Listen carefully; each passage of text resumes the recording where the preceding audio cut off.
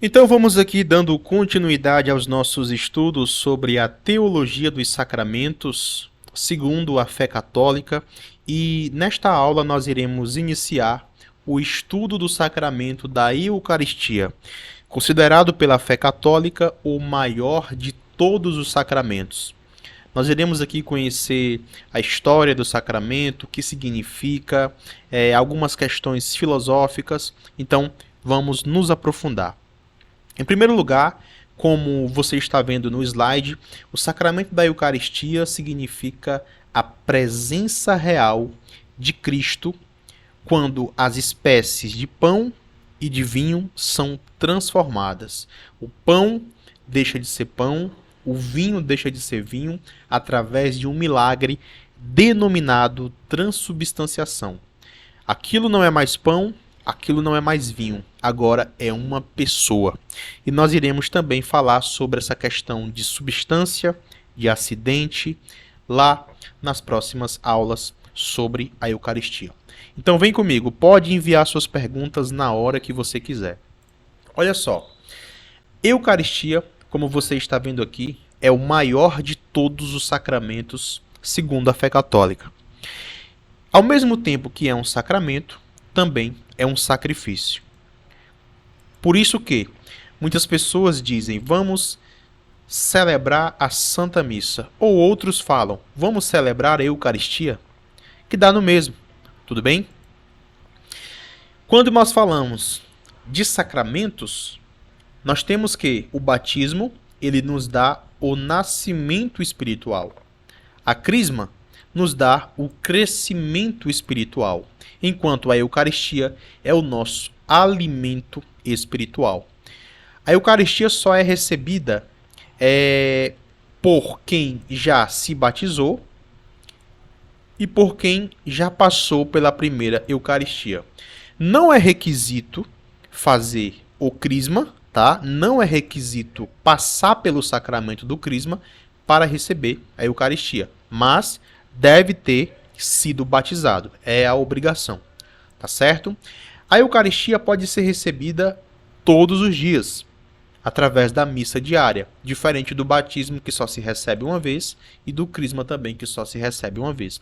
A Eucaristia é recebida todos os dias, justamente porque ela é o alimento espiritual. Alimento nós não recebemos uma vez na vida, tudo bem? Temos que estar nos alimentando o tempo inteiro. A Igreja Católica vai criar a regra de que devemos comungar ao menos uma vez ao ano. Só que a Igreja, quando cria essa regra, ela estava bem pessimista, achando que o povo só iria fazer um esforço para se confessar e comungar uma vez ao ano. Obviamente, a própria Igreja, em seus compêndios, em seus livros, teólogos, bispos, papas, quando estão falando de vida espiritual, eles nos aconselham a tentar comungar todo domingo, ou pelo menos a quantidade de vezes que a gente puder. Quanto mais a gente puder, melhor. Tudo bem? Quando falamos de Eucaristia, não podemos deixar de falar da presença real, que inclusive é um dogma da Igreja Católica. No sacramento da Eucaristia estão contidos verdadeira, real e substancialmente o corpo, o sangue, a alma e a divindade de nosso Senhor Jesus Cristo, por conseguinte, o Cristo todo. Então, este é o dogma. Esta é a verdade de fé da Igreja Católica que os católicos aceitam como verdade. Tudo bem? Repito.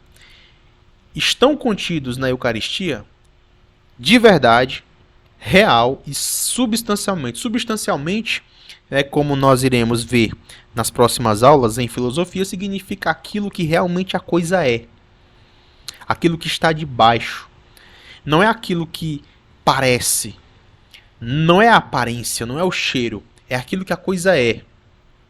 Tá certo? Ou seja, e o corpo, o sangue, a alma e divindade de Cristo estão presentes no pão e no vinho, que já deixou de ser pão e já deixou de ser vinho após a transubstanciação. Tudo bem? Por que verdadeiramente? Porque não é mera figura de linguagem. Cristo não disse, isto faz de conta que é o meu corpo, ou isto simboliza o meu corpo. Cristo falou com todas as palavras, isto é o meu corpo. Realmente, por quê? Porque não depende de nossa fé ou de nossa imaginação. Ou seja, mesmo que nós não tenhamos fé, Cristo continua presente na Eucaristia, com o seu corpo, com o seu sangue, com sua alma e com sua divindade. E também substancialmente, isso aqui é que é a parte mais importante. Não pelos feitos, mas pela própria substância do Salvador. Ou seja, mesmo que eu olhe para o pão e veja acidente de pão, aparência de pão, cheiro de pão, não é pão. E aqui nós precisamos adentrar em questões filosóficas, que eu não vou adentrar agora, mas vou adentrar durante este assunto, tá? Substância é aquilo que a coisa é, mesmo que tenha aparência de outra coisa. Por exemplo, a água sempre vai ser água, mesmo que seja gasosa, mesmo que seja líquida, mesmo que seja sólida. Então nós podemos olhar para um vapor e dizer é uma fumaça. Ok, tem aparência de fumaça, mas a substância é de água. Ou então nós olhamos para algo líquido e dizemos é água, porque tem a aparência de água, mas também tem substância de água. Ou então nós podemos olhar para uma pedra de gelo e dizer parece uma pedra, porque tem a aparência de pedra, mas a substância é de água. A substância é aquilo que não é modificado, independente dos acidentes. Acidentes aqui, entenda-se aparência. Tudo bem? Próxima aula nós iremos adentrar nas fontes do dogma, onde nós iremos entender um pouco sobre a Sagrada Escritura, falando sobre isso. Bem, vamos aqui então continuando os nossos estudos, falando sobre as fontes do dogma, de onde a Igreja tira estas verdades que ela acredita. Em primeiro lugar, Jesus ele instituiu a Sagrada Eucaristia na última ceia. Tudo bem? Como você pode ler, lembrando que todo esse material eu vou deixar aqui para você baixar. Na véspera da sua morte, na quinta-feira santa, Jesus reuniu todos os apóstolos para a sua ceia pascal. Só que naquele dia ele modificou a cerimônia e celebrou a primeira missa, consagrando o pão e o vinho, transformando-os milagrosamente. Aqui nós já temos a primeira transubstanciação, onde ele transforma milagrosamente o pão e o vinho em seu corpo e em seu sangue. Tudo bem? Depois que ele transformou o pão e o vinho em corpo e sangue, ele deu a todos os apóstolos. Tá certo? Isso é a fé da Igreja Católica. Aquele pão e aquele vinho que se transformam em corpo e sangue de Cristo na última ceia, esse mesmo pão que Cristo segurou em sua mão, já era o corpo dele, que no outro dia estaria na cruz do Calvário. Tá certo? Então, olha aqui o texto dos evangelhos, né, sobre a primeira missa. Na última ceia, Jesus tomou o pão, deu graças, partiu e deu aos seus discípulos, dizendo, isso aqui é texto bíblico, tá? Tomai e comei. Isto é o meu corpo, que será entregue por vós. Depois tomou também o cálice, deu graças e deu aos seus discípulos, dizendo, bebei dele todos, pois este é o meu sangue, o sangue da nova e eterna aliança, que será derramado por vós e por muitos para a remissão dos pecados. Fazei isto em memória de mim. Então, nós vemos aqui a primeira fonte onde a Igreja Católica retira, né, onde ela usa para sustentar esta realidade de que Jesus está verdadeiramente na Eucaristia. Primeiro que ele afirma, isto é o meu corpo. Não adianta muita gente ir para o texto grego ou procurar significados hebraicos, porque no fim das contas vai dizer a mesma coisa. Isto é o meu corpo. Ele não fala de simbolismo, ele não fala de um faz de conta, tá bom? Ele simplesmente afirma. ok? A missa instituída por Jesus na última ceia é o sacrifício de Jesus na cruz. Ou seja, perceba como a teologia católica sobre o sacramento da Eucaristia ela vai ficando cada vez mais misteriosa. Porque aquela Eucaristia que Jesus segura em sua mão na Quinta-feira Santa já era o sacrifício dele na cruz. Antes de acontecer no tempo, já acontecia misticamente. Olha que interessante. Aqui aumenta o mistério e a beleza da Eucaristia. É por isso que, provavelmente você que está assistindo este curso, você vai à missa, tudo bem? E você deve ter escutado muitas vezes na oração eucarística o sacerdote falando: eis o mistério da fé. Na quinta-feira, Jesus celebrou a primeira missa. Na sexta-feira, Jesus morreu na cruz. Tudo bem? Mas a cerimônia da quinta já era a própria morte de Jesus na cruz, misteriosamente antecipada na cerimônia da missa. Algumas pessoas vão dizer: como que o sacrifício pode acontecer antes da cruz? Interessante que Jesus, sendo Deus, para ele não existe prisão temporal. Ou seja, o sacrifício não acontece fisicamente na quinta-feira, mas acontece misticamente. Agindo misticamente, Deus pode fazer o que ele bem entender. Tudo bem? Toda missa é o sacrifício de Jesus, morrendo na cruz no Monte Calvário e ressuscitando 3 dias depois. Isso quer dizer que hoje, quando nós assistimos à Santa Missa, nós estamos diante da cruz de Jesus há 2000 anos atrás. Agora, que fique bem claro, Jesus morreu apenas uma vez. Jesus morre uma vez e todas as missas que são celebradas, todas as eucaristias que são celebradas, missa e eucaristia, a mesma coisa, é como se fosse a presentificação daquela única missa na Quinta-feira Santa, daquele único sacrifício no Calvário. Tudo bem? É por isso que não existem várias missas, só existe uma missa, aquela que começou na quinta-feira e continua presente todos os dias. Na Igreja Católica, segundo sua teologia, Cristo não morre em todas as missas, ele morreu uma vez para sempre. E o que acontece na missa é a memória, fazer isto em memória de mim. Na missa, Jesus não morre novamente, tá? Nós é que assistimos a sua morte na cruz, aquela mesma morte que aconteceu há 2000 anos atrás no tempo. Jesus pagou os pecados de todos os homens morrendo na cruz. Mas se cada missa é a morte de Jesus na cruz, então em cada missa Jesus está pagando os nossos pecados, livrando-nos assim do inferno e mostrando para nós o caminho do céu.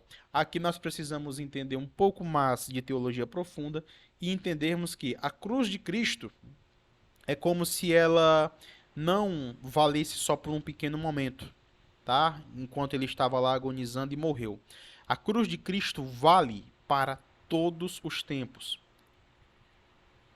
Passado, presente, futuro. Aquelas pessoas que nascerem daqui a 1000 anos, ao se batizarem, receberão a graça santificante da crucificação de Cristo.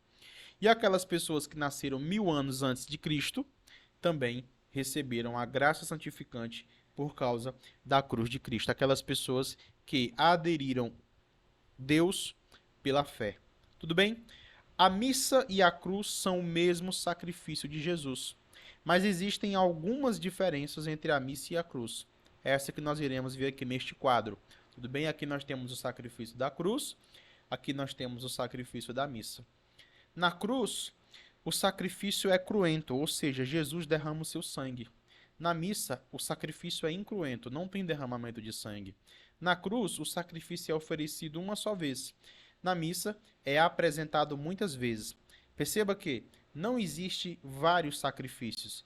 Na missa, ele é apresentado. É como se aquele mesmo sacrifício de 2000 anos atrás fosse trazido agora para o tempo presente. Tudo bem? Na cruz, o sacrifício foi oferecido por Jesus só. Na missa, o sacrifício é oferecido por Jesus, mas através do ministro, que é o Padre. Nós temos que entender que, na cruz, Jesus era a vítima, era o sacerdote e era o altar. Na missa, Jesus é a vítima, o sacerdote é o padre e tem-se o altar. Tudo bem? Então, nós temos que entender essas coisas. O sacerdote, na missa, age in persona Cristo, na pessoa de Cristo. Tudo bem? Falando ainda de fontes, a gente percebe que a tradição, ela mostra que os pais da igreja primitiva já acreditavam que Jesus estava verdadeiramente na Sagrada Eucaristia. Como vai dizer aqui São Justino, tá? Ele diz o seguinte, abre aspas, não tomemos essas coisas como se fosse pão comum e bebida vulgar, mas da mesma forma que Jesus Cristo, pela palavra de Deus, foi feito carne e sangue para a salvação nossa, assim soubemos que esse alimento, ou seja, a Eucaristia, sustentando nossa carne e nosso sangue, é a carne e sangue desse Jesus encarnado, depois de se ter tornado Eucaristia, por meio da prece que encerraram suas palavras. Então aqui nós percebemos os cristãos primitivos, teólogos primitivos, acreditando realmente que Jesus Cristo está na Eucaristia. Aqui, nas Constituições Apostólicas do século II, nós iremos ler o seguinte: tendo nós tomado o precioso corpo e o precioso sangue de Cristo, tributemos graça àquele que se dignou de nos admitir a participação nos seus santos ritos. Ou seja, acreditava-se que a hóstia consagrada era realmente o corpo e o sangue de Cristo. Tudo bem? Aqui nós iremos ver, né, que é a disciplina do arcano. Santo Agostinho vai dizer: ninguém come esta carne sem a ter previamente adorado. Tudo bem? Era costume na igreja primitiva. Ele chama de carne, ele não chama de pão, tá certo? Santo Inácio de Antioquia, na carta aos Esmirnenses, ele vai dizer o seguinte: eles se mantêm distantes da Eucaristia e da oração porque não querem confessar que a Eucaristia é a carne de nosso Salvador Jesus Cristo, carne que sofreu pelos nossos pecados e foi ressuscitada pela bondade do Pai. Vou só pedir perdão porque aqui tem um R, tá? Aos Herminenses, tudo bem? Vamos lá. Santo Inácio de Antioquia, escrevendo aos Filadelfos, ele diz o seguinte: tomai cuidado para não celebrar mais do que uma só Eucaristia, porque não há mais do que uma só carne de nosso Senhor Jesus Cristo, e não há mais do que um cálice para a reunião de seu sangue. Ou seja, eles acreditavam realmente que o pão era a carne, tudo bem? E o cálice era o sangue de Cristo. Isso no cristianismo primitivo. Santo Irineu de Leão também vai dizer: o pão sobre o qual é feita a ação de graças é o corpo do Senhor, e o cálice é o seu sangue. Tá certo? Então, percebemos que os pais da igreja primitiva acreditavam de verdade que Cristo estava com o seu corpo e com o seu sangue na Eucaristia. Esta verdade de fé foi crida por todos os cristãos até o advento do protestantismo. Quando chegamos no protestantismo, tudo bem, inicia-se diversas interpretações que não acreditam mais na transubstanciação. Ou seja, para os reformadores, Cristo não estava com seu corpo, com seu sangue, com sua alma e divindade na Eucaristia. Irão surgir diversas interpretações, como por exemplo a consubstanciação ou a presença espiritual. Cristo, na verdade, está por debaixo das espécies de maneira simbólica. Outros vão dizer que Cristo estaria espiritualmente. Tudo bem, porém, até os dias de hoje, a Igreja Católica continua acreditando de verdade que Jesus está e continua estando na Santa Eucaristia. Tudo bem? Aqui em São João, no capítulo 6, nós veremos diversos textos, tá, bíblicos, onde nós iremos ver declarações explícitas do Senhor. Na verdade vos digo, Moisés não vos deu o pão do céu, mas meu Pai vos dá o verdadeiro pão do céu. Porque o pão de Deus é aquele que desce do céu e dá a vida ao mundo. E Jesus lhes disse: eu sou o pão da vida. Aquele que vem a mim não terá fome, e quem crê em mim nunca terá sede. Continuando, aqui você pode, se quiser, parar o vídeo para ler esse texto com mais calma. Eu sou o pão da vida, vossos pais comeram o maná no deserto e morreram. Aqui ele está fazendo uma alusão ao maná do Êxodo, tá? Este é o pão que desce do céu, para que o que dele comer não morra. Eu sou o pão vivo que desceu do céu. Se alguém comer deste pão, viverá para sempre. E o pão que eu der é minha carne, que eu darei para a vida do mundo. Jesus, pois, lhes disse: na verdade vos digo que, se não comerdes a carne do Filho do Homem e não beberdes o seu sangue, não tereis a vida em vós mesmos. Quem come a minha carne e bebe o meu sangue tem a vida eterna, e eu ressuscitarei no último dia. Porque minha carne verdadeiramente é comida e meu sangue verdadeiramente é bebida. Quem come a minha carne e bebe meu sangue, permanece em mim e eu nele. Assim como o Pai que vive me enviou, e eu vivo pelo Pai, assim quem de mim se alimenta também viverá por mim. Este é o pão que desceu do céu. Não é o caso de vossos pais que comeram maná e morreram. Quem comer este pão viverá para sempre.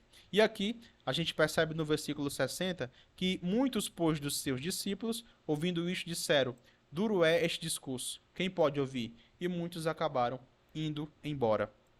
Tá certo? No versículo 66, desde então, muitos de seus discípulos tornaram para trás e já não andavam com ele.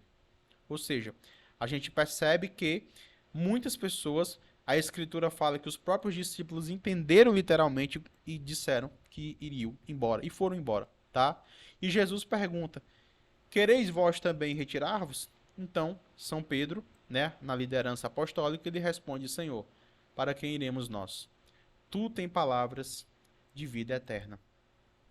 Então, a gente percebe claramente que existe um discurso forte de Jesus, dizendo que ele mesmo estava na Eucaristia. Em Mateus 26, 28, 26 ao 28, nós iremos ver as palavras explícitas do Senhor, né? Tomai, comei, isto é o meu corpo. Porque isto é o meu sangue, o sangue do Novo Testamento, que é derramado por muitos para a remissão dos pecados. Em Marcos, tá? Eu citei aqui Mateus, mas em Marcos, texto bem parecido. Tomai e comei, isto é o meu corpo. Depois ele fala: Isto é o meu sangue, o sangue do Novo Testamento, que por muitos é derramado. Em seguida nós temos aqui Lucas. Tomando o pão, deu graças, partiu e deu aos seus discípulos, dizendo: Isto é o meu corpo, dado em favor de vocês. Façam isso em memória de mim. Nós temos também a citação de São Paulo, quando ele vai dizer: Porque eu recebi do Senhor o que também vos ensinei, que o Senhor Jesus, na noite em que foi traído, tomou o pão e, tendo dado graças, partiu e disse: Tomai e comei, isto é o meu corpo que é partido por vós. Fazei isto em memória de mim. Semelhantemente também, depois de cear, tomou o cálice, dizendo: Este cálice é o novo testamento do meu sangue. Fazei isto todas as vezes que beberdes, em memória de mim. Tudo bem? Então, essa foi a nossa aula sobre as fontes do dogma, ou seja, o que a Igreja Católica utiliza, tá, para defender esta crença na Sagrada Eucaristia. Na próxima aula nós iremos continuar os nossos estudos, onde eu vou falar sobre a transubstanciação. Qualquer dúvida, deixe sua pergunta e todo esse material eu coloquei à sua disposição para baixar. Vamos continuando com nossa aula a respeito do sacramento da Eucaristia, onde nesta aula vamos aqui falar sobre a transubstanciação. O porquê que nós acreditamos que acontece a presença real de Cristo na Eucaristia. Veja, a transubstanciação é um conceito teológico-filosófico que se refere à crença de que durante a celebração da Eucaristia, ou seja, a Santa Missa, o que acontece? O pão e o vinho utilizados na cerimônia são transformados substancialmente no corpo e no sangue de Jesus Cristo, enquanto as aparências exteriores ou acidentes do pão e do vinho permanecem os mesmos. Então, a transubstanciação nada mais é do que o pão continua sendo pão em aparência, o vinho continua sendo vinho em aparência, porém, substancialmente, o pão deixa de ser pão, o vinho deixa de ser vinho. O pão passa a ser o corpo, o vinho passa a ser o sangue de Cristo. Então, isso basicamente é a transubstanciação, tá? Vamos continuando. Substância e acidentes. A substância é a realidade fundamental de algo, o que algo realmente é em sua essência. Então, Veja bem essa palavra, a substância é aquilo que a coisa realmente é, independente da aparência, tá? Os acidentes, por sua vez, são as características externas e visíveis de uma substância, como, por exemplo, a cor, o sabor, a textura. Então, praticamente tudo, tá? A não ser os seres espirituais, são compostos por substância e acidentes. A substância é aquilo que a coisa é, o acidente é aquilo que a coisa parece. Algumas coisas mudam os acidentes, mas não mudam a substância. Tudo bem? Transformação substancial. Durante a Eucaristia, a substância do pão e do vinho é transformada na substância do corpo e do sangue de Cristo. Ou seja, aquilo que realmente era pão e vinho foram transformados naquilo que agora realmente é o próprio Cristo. Isto é a transubstanciação. Agora, no entanto, os acidentes do pão, o que são os acidentes? Aquilo que nós podemos perceber, ou as aparências. Por exemplo, a aparência, o gosto, a textura, o sabor, o cheiro, continuam a aparecer e se comportar como pão. E os acidentes do vinho também permanecem inalterados. Tudo bem? Então a gente olha para o pão, a gente toca o pão, a gente olha para o vinho, a gente toca o vinho, a gente cheira, a gente bebe, a gente come e a nossa percepção racional é que isso é pão e vinho. Só que, substancialmente falando, tá? Isso aqui é uma questão filosófica, não é mais pão, não é mais vinho. Tudo bem? Isto é a presença real de Cristo. A transubstanciação é a base da crença católica na presença real de Cristo na Eucaristia. Isso significa que os católicos acreditam que o próprio Cristo está presente de maneira verdadeira, tá? Não é simbólica, é verdadeira. O pão e o vinho é o próprio Cristo e substancial na Eucaristia, mesmo que não possa ser percebido pelos sentidos humanos. Tudo bem?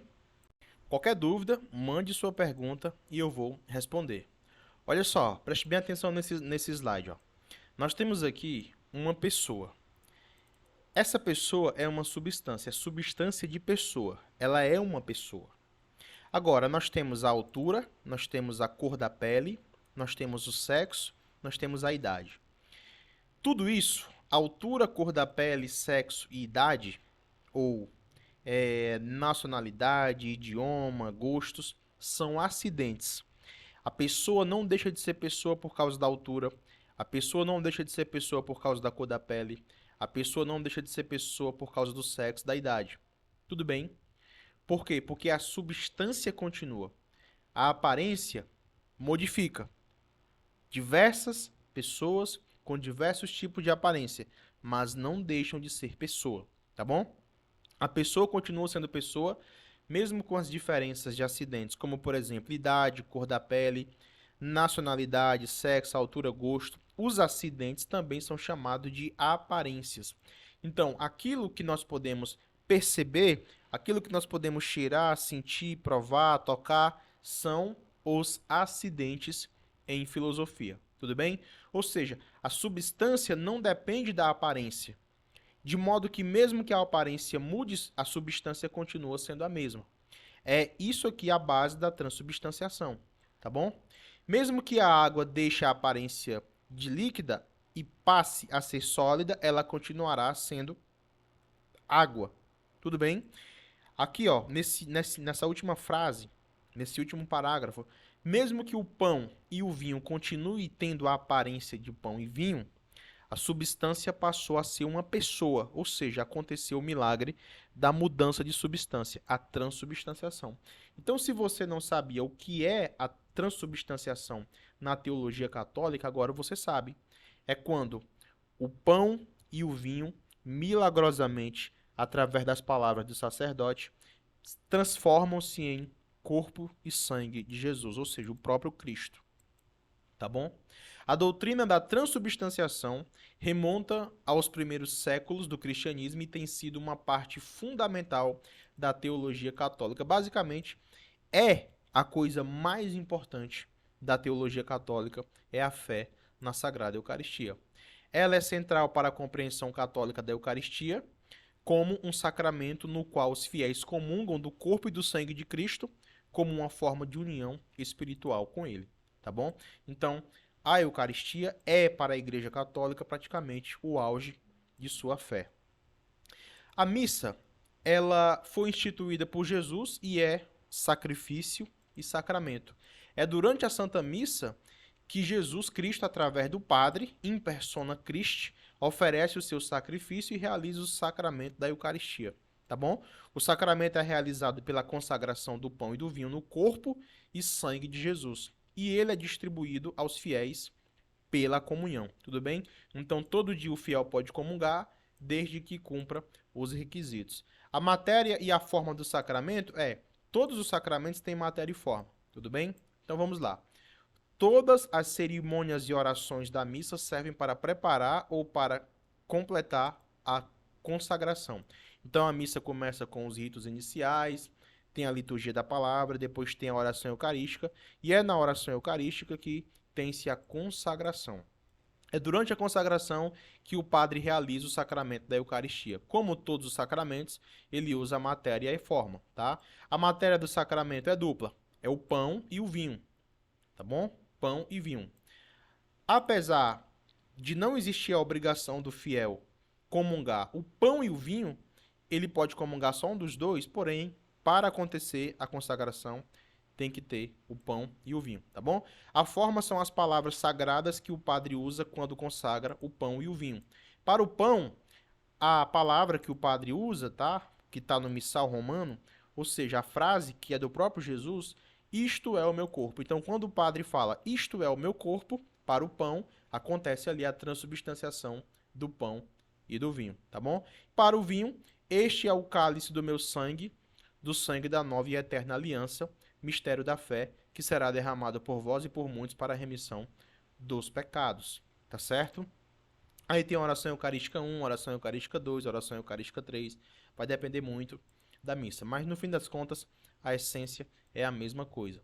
Qual é a graça do sacramento? A graça do sacramento é a presença real de Jesus na sagrada hóstia, na sagrada Eucaristia.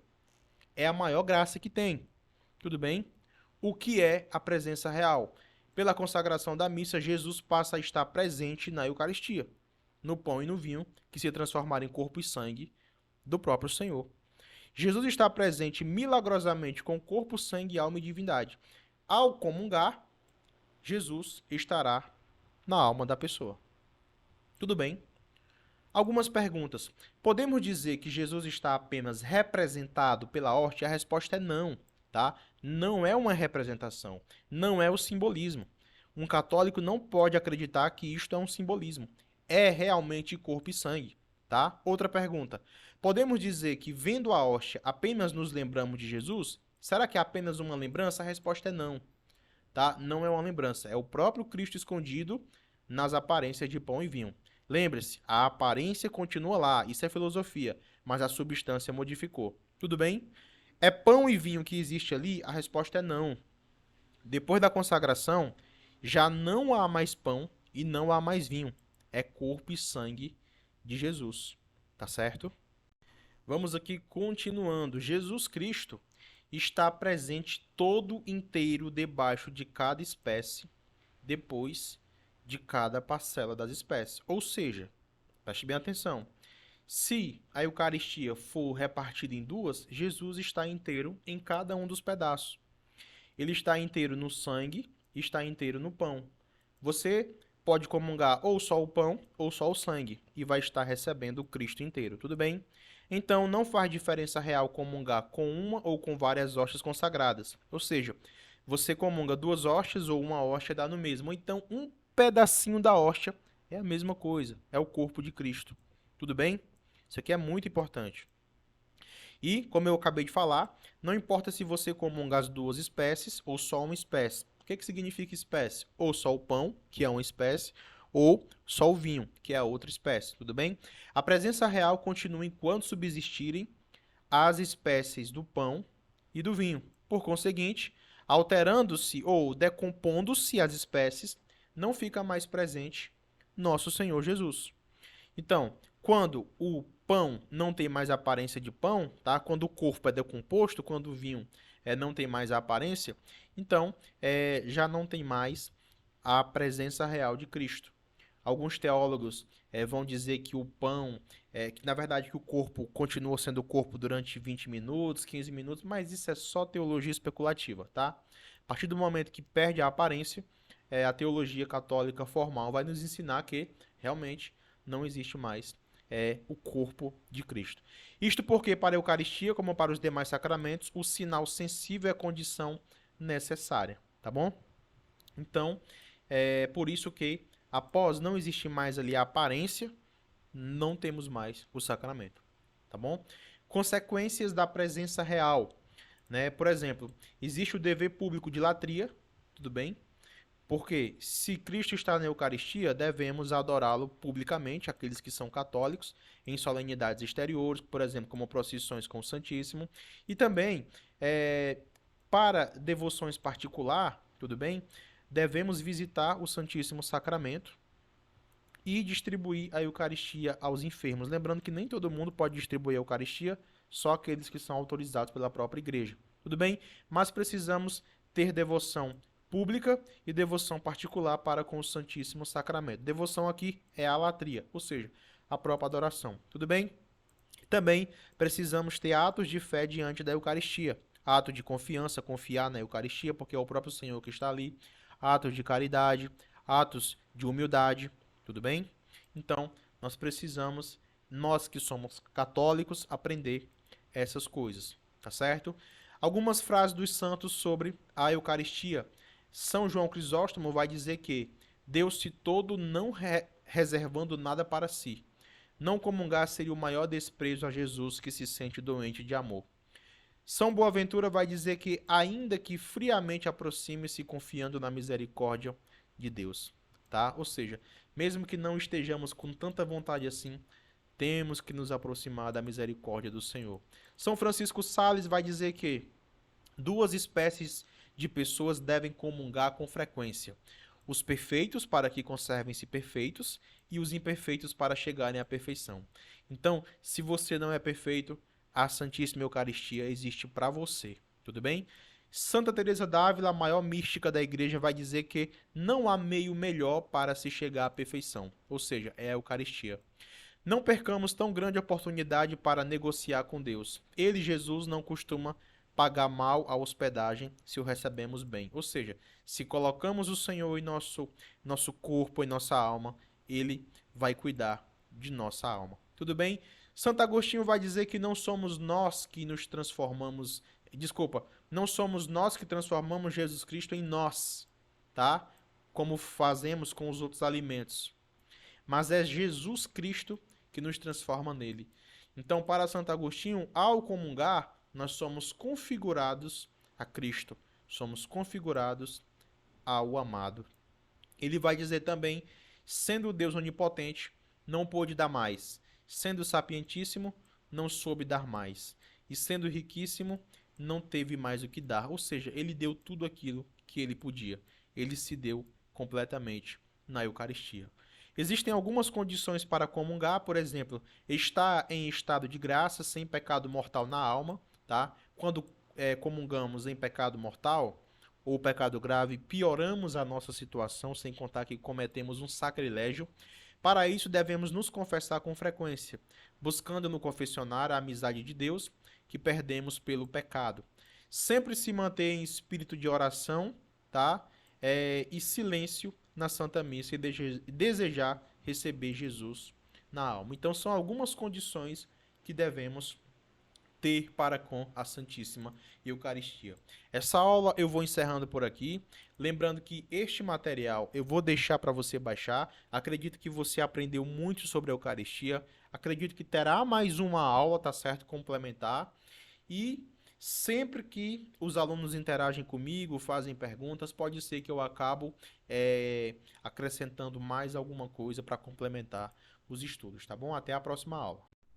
Vamos aqui dando continuidade aos nossos estudos sobre a Eucaristia, com algumas perguntas e respostas sobre este sacramento.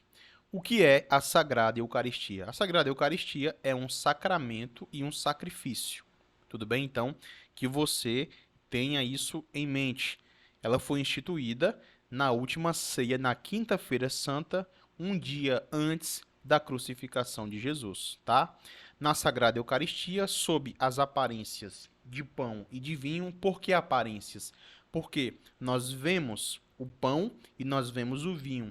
Ou seja, a aparência do pão e do vinho está lá, mas a substância do pão e do vinho já não existem mais, porque a única substância que existe após a transubstanciação é a substância do corpo, do sangue, da alma e da divindade de Jesus Cristo.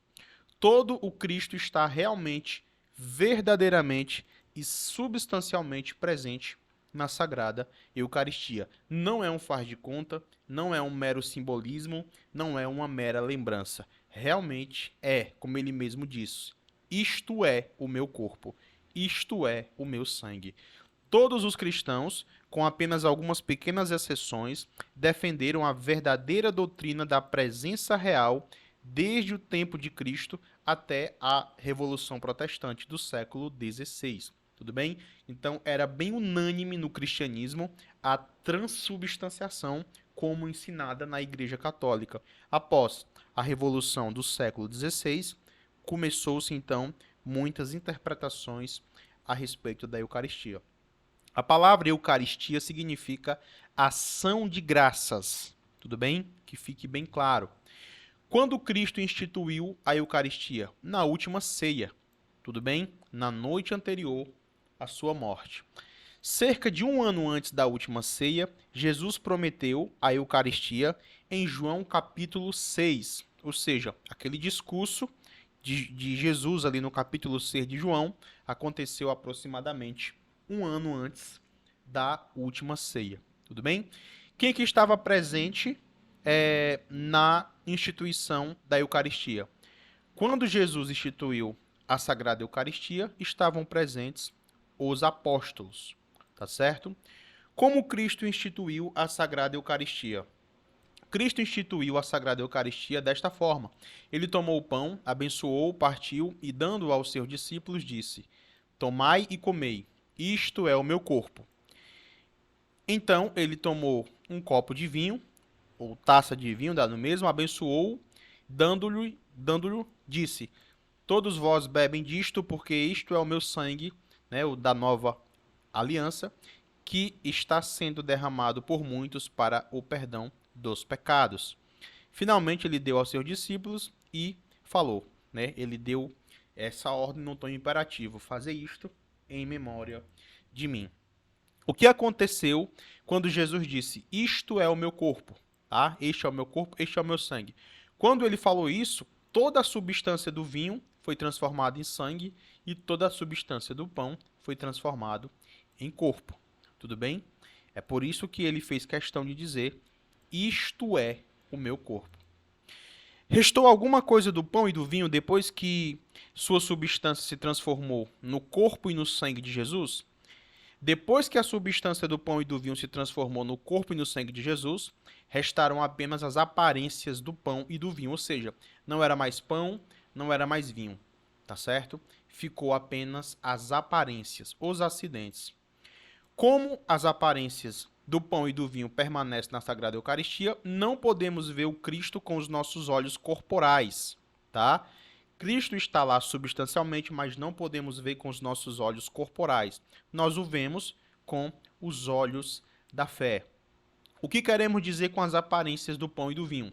Pelas aparências do pão e do vinho, entendemos a sua cor, o sabor, o peso, a forma, a espessura, tudo bem? O tamanho, tudo aquilo que tem a ver com o pão, as características do pão e do vinho, tudo bem? Também isso são chamados na filosofia de acidentes, tá? Substância muda, mas a aparência não muda. Como se chama a transformação de toda a substância do pão e do vinho no corpo e sangue de Cristo? Essa transformação, ela é chamada filosoficamente de transubstanciação. Tudo bem? É a transubstanciação que é quando acontece a modificação total do pão em corpo, do sangue do vinho em sangue. Como Jesus conseguiu transformar o pão e o vinho em seu corpo e sangue? Jesus foi capaz de transformar o pão e o vinho em seu corpo e sangue por uma razão muito simples, por causa do seu poder onipotente. Tudo bem? Jesus teria essa capacidade, tá certo, de transformar o pão em seu corpo e o vinho em seu sangue. Deus criou todas as coisas do nada, ex nihilo.